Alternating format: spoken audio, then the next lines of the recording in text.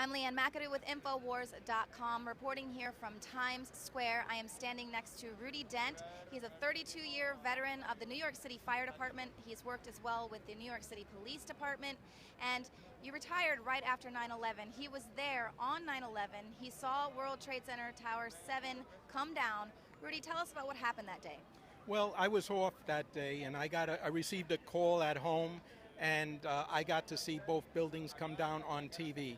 I jumped on my motorcycle. I did about 120 miles an hour across the Tappan Zee. I reported to my firehouse, and then I got my gear. A bunch of us got together. We commandeered a mail truck, and we made our way down to the site. At that time, Building 7 was still up. I saw Building 7 come down.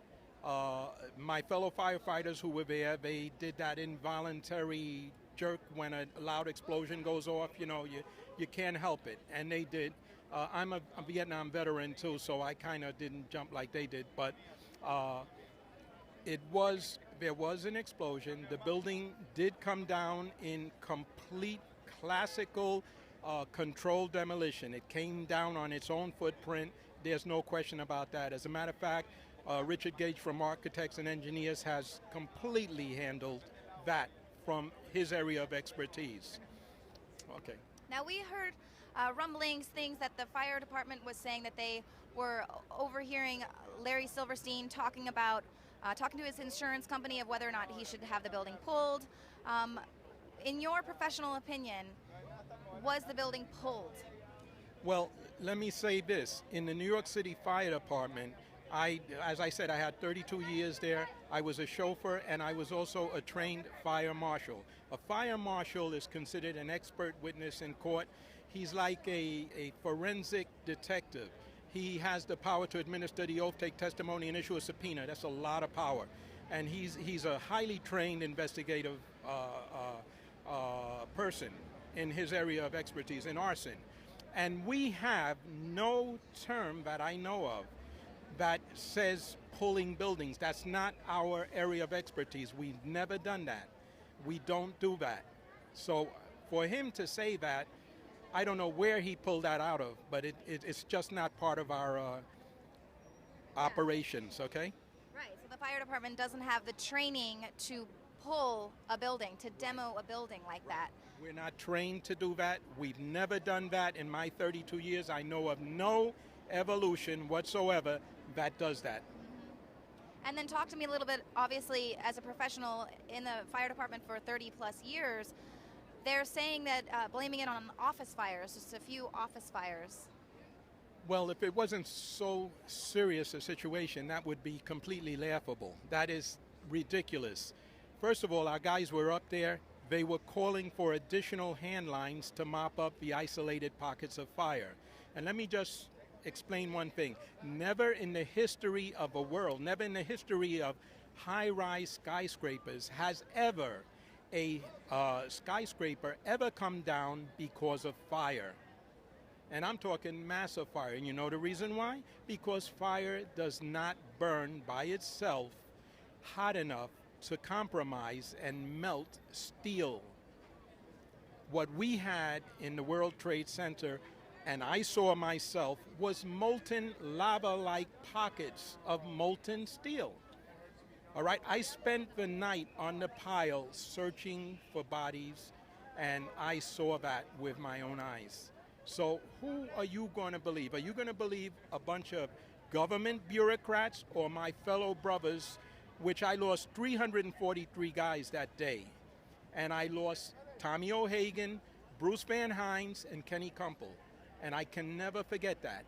I think of that before I go to bed. I think about it the first thing in the morning when I wake up. And it's in honor of them and their family that I will continue to do everything I can to make the rest of the world wake up to the fact that this was a false flag operation. Right.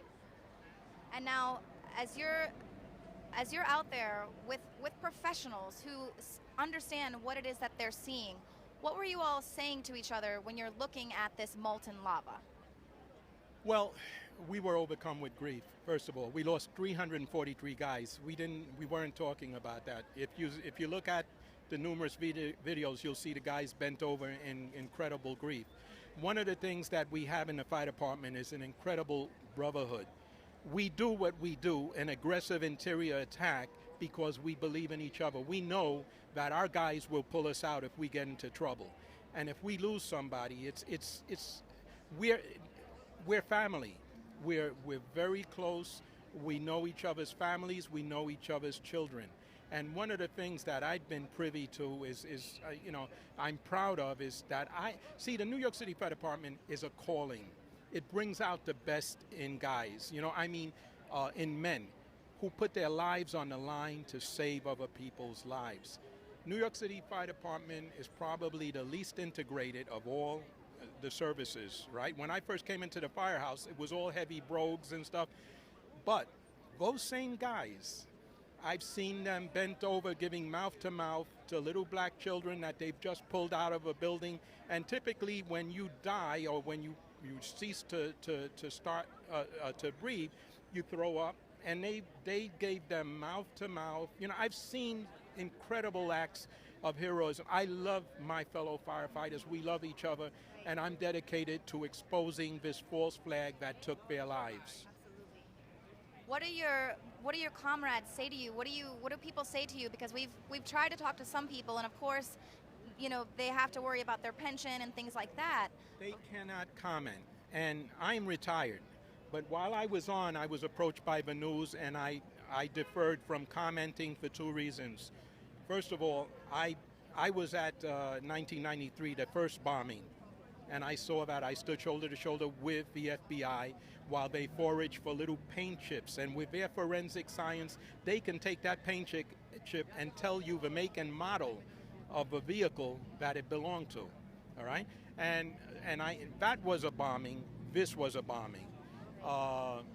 What did you think about them taking all of the debris away so quickly? That was a crime in and of itself, because the classical thing that any investigator is taught is protect the crime scene. And NIST and the 9/11 Commission lied to the public. I mean, you cannot be that stupid. You cannot be that stupid. In law, as a former police officer, every crime or offense has a degree of mental culpability. Either you knowingly, intentionally, recklessly, or negligently committed the act. And the mere fact that there were obviously, the definition of a conspiracy is when two or more people acting in concert knowingly commit an offense or a crime, all right? A misdemeanor or a felony, an offense. That is the definition of a conspiracy. Was this a conspiracy? Absolutely. Yes, it was. And those people need to go to jail for treason. Is there anything else that you want to say to anyone out there? Anyone who might be wanting to come forward but they're scared? I want to thank you, because you're all we have. InfoWars, right? And independent press, to try to get the word out to the public, because the public is mesmerized by the mainstream media. And let me give you my opinion of the mainstream media. The mainstream media is, their mission is to act as the most effective weapon of mass deception and public manipulation the world has ever seen. And if you don't think that's so, ask anyone any taboo question that the mainstream media frowns upon, with its army of trusted celebrity prostitutes. Right. All right? We've seen and you will see a sadly predictable knee-jerk reactionary response from the public, because that's what they've been trained to believe and trust in. Right. All right? Absolutely. Well, we are very glad that you took the time to speak with us to try and help break through that paradigm. We see, here it is, it's very much like they live all around us with all this programming and just consistent programming with this ceremony. And we're just so thankful that people like you aren't afraid to speak out, aren't afraid to be laughed at, aren't afraid to be, your friends say, "What are you doing, man? Come on," maybe disrespectful. I think times are telling, because As you know, my name is Rudy Dent. I did an interview with Ludowski, yeah. And that interview got over 51,000 views and still climbing. It got over 1,500 likes, and it only got 32 insults. Right. All right? The So people, that's not bad. they're ready for the truth, and they Yeah. can think, you know, Yeah. 13 years, people are going to forget. We will never forget. We remember. You remember. This, the founding fathers were up against impossible odds. They were up against King George III, upon whose holdings the sun never set. They were only 4%, and look what happened. Absolutely. America. Yep. Thank you so much. Okay. Well, Liam McAdoo reporting from Times Square, and there you have it. The people are ready for truth. It does not matter how many of these anniversaries go by, the truth will reveal itself in due time.